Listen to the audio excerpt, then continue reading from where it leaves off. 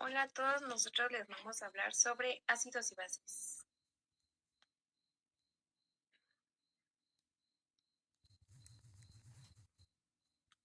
Para empezar, en la química se llevan a cabo diversas reacciones, las cuales se necesitan de dos sustancias que se denominan ácidos y bases. Estas las podemos ver en nuestra vida cotidiana, como por ejemplo el refresco, el vinagre, el limón, el jabón, la leche, entre otros. Aquí lo importante es saber qué son realmente estas sustancias, cómo es que las utilizamos o las usamos y qué es lo que conlleva.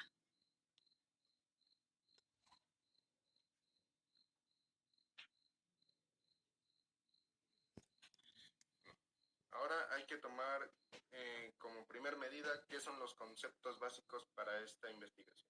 Primero que nada hay que definir lo que es los ácidos. Bueno, los ácidos son sustancias capaces de liberar iones de hidrógeno.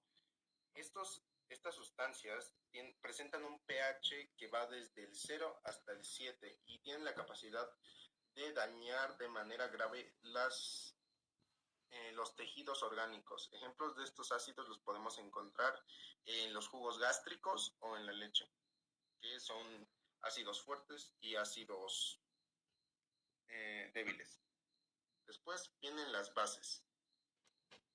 Las bases, a diferencia de los ácidos, son sustancias que son capaces de obtener o retener iones de hidrógeno. Estas se caracterizan por tener el OH dentro de su estructura química. Estas se encuentran en el rango de pH de 7 a 14.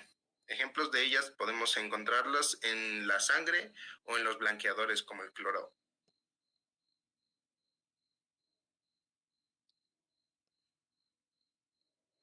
Con base en lo anterior, es necesario saber que tanto las bases como los ácidos se encuentran en nuestra vida diaria y constantemente estamos en contacto con ellos. Por eso es importante saber detectar cuál es cada uno y cómo estos afectan a nuestra vida diaria.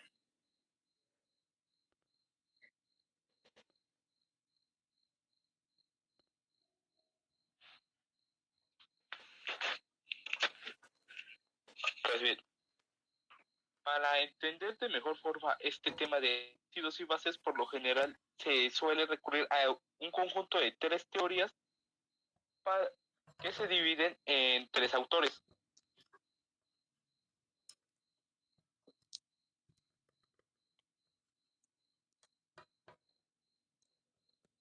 La teoría de Arrhenius, que fue implementada en el año 1884 aproximadamente, nos indica que los ácidos liberan partículas de hidrógeno positivas y las bases de hidróxido negativas.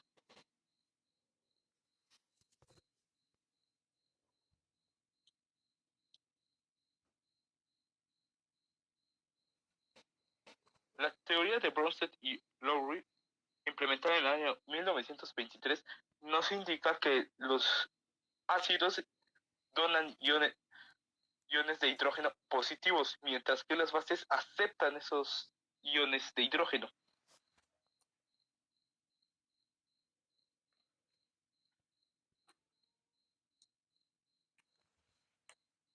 Y por su parte, la teoría de Lewis nos indica que las bases donan electrones, mientras que los aceptan son los ácidos, prácticamente intercambiando lo que había dicho la teoría de Lewis.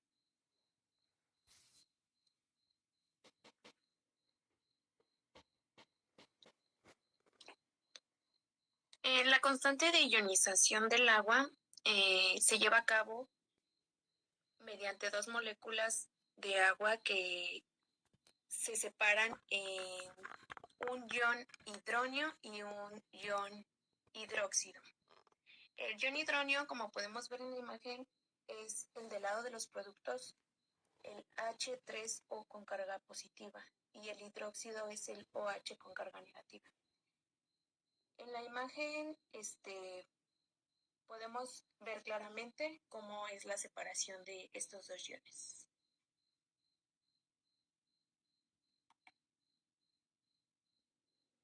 la fuerza de los ácidos y las bases quiere decir que cómo es cada ácido o base, qué tan fuerte o qué tan débil es.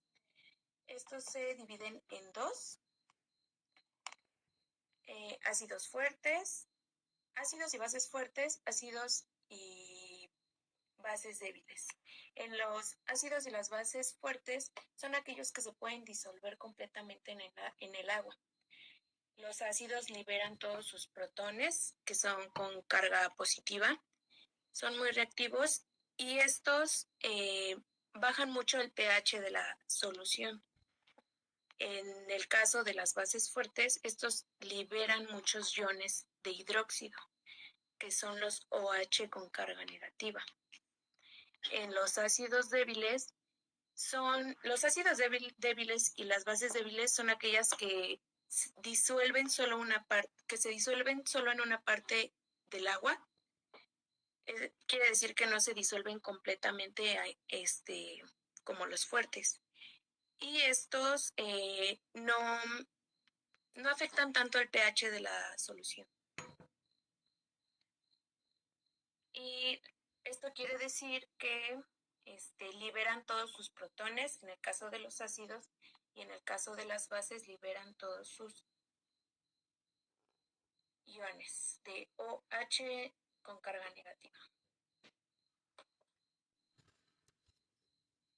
Retomando los conceptos previamente analizados de ácidos y bases, es necesario entender que hay ciertas características que presentan tanto los ácidos como las bases. Ejemplos de estos es que, por ejemplo, los ácidos tienen un sabor agrio. Ejemplos de estos tenemos a los limones, las naranjas y las toronjas, mientras que las bases presentan un sabor amargo. Ejemplos de esto, aquellas personas que han probado el Pepto-Bismol dicen que tiene un sabor amargo.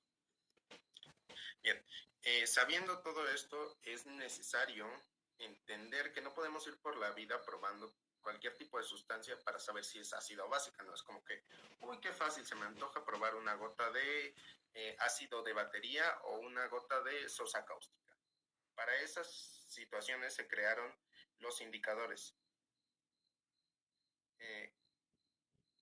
Ahora, ¿qué son los indicadores? Los indicadores son sustancias que cambian de color dependiendo de de las soluciones con las que se encuentran en contacto.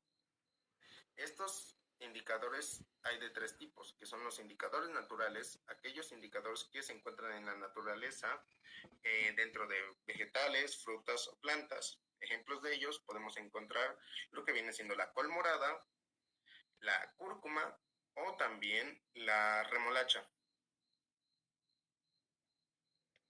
Otros de los tipos de indicadores son los indicadores artificiales o sintéticos. Estos indicadores fueron creados por el hombre con el fin de saber si las sustancias son ácidas o básicas.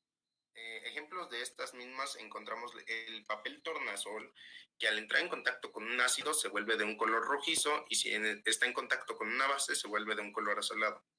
Otro de estos sería la fenolftaleína, la cual tiene un color transparente al estar en contacto con ácidos y bases débiles, pero si entra en contacto con un ácido fuerte, esta presenta una coloración naranja y si encuentra en contacto con una base fuerte, se vuelve de un color rosa claro.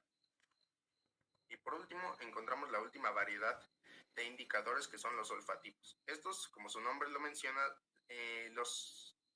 sabemos la diferencia entre ácido y base por el aroma que desprenden. Ejemplos de ellos son la vainilla, la cual al estar en presencia de un ácido se vuelve tiene un olor más dulce y pronunciado, mientras que al estar en contacto con una base, el olor tiende a disiparse o a ser menos fuerte. Otro ejemplo sería el cloroformo. Ahora, otro concepto básico que es necesario entender es qué pasa cuando un ácido y una base reaccionan, ¿no? Es decir, se encuentran. A este tipo de reacción química se les nombra reacciones de neutralización. Como lo mencioné antes, las reacciones de neutralización es la combinación entre un ácido y una base, lo cual nos genera una sal y agua. Esto se debe a que al ser una reacción irreversible, las propiedades químicas del ácido y de la base se ven contrarrestadas unos con las otras, lo que genera que solo se produzca una sal y agua. Ejemplos de estos los podemos observar aquí. Primero que nada sería con el ácido clorhídrico reacciona con el hidróxido de potasio, generando cloruro de potasio y agua. Otro sería, en algunos casos, como el del ácido clorhídrico más el hidróxido de sodio, generan el cloruro de sodio o sal de mesa comúnmente conocida, agua, y liberan calor.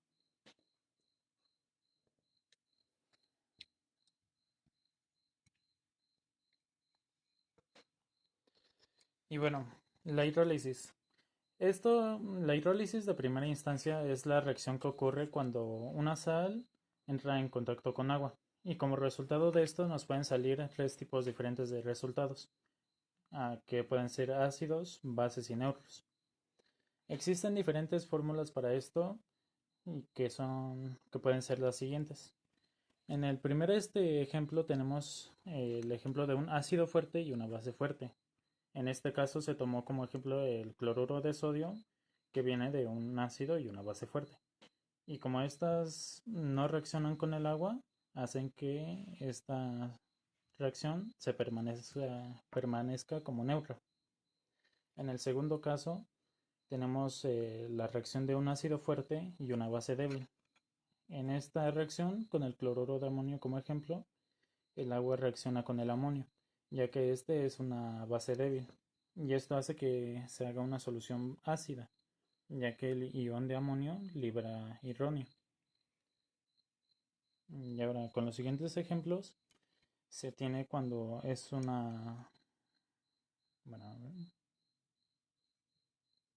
ahora sí.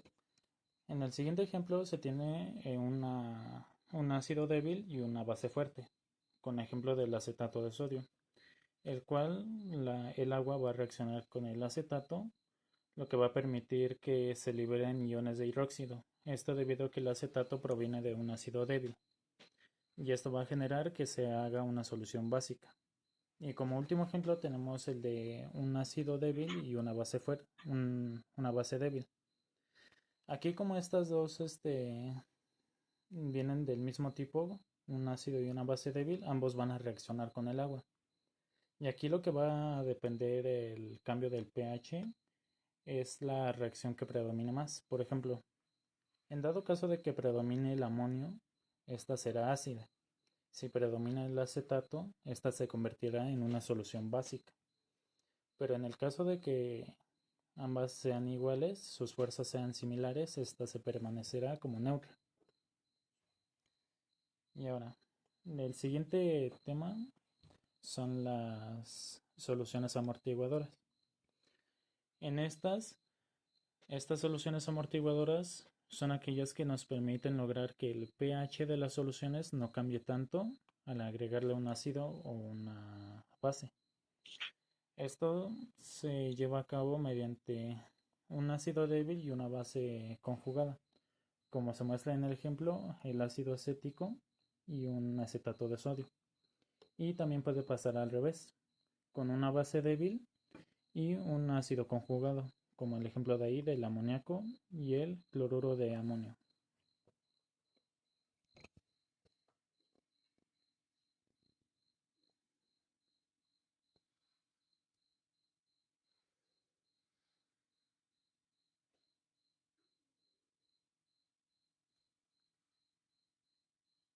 En conclusión, con base en toda la información recabada durante esta investigación, podemos llegar a la conclusión de que los ácidos y las bases son indispensables para el funcionamiento diario de nuestra sociedad, y es importante conocer tanto sus características y el cómo utilizar estos mismos para llevar una vida mejor.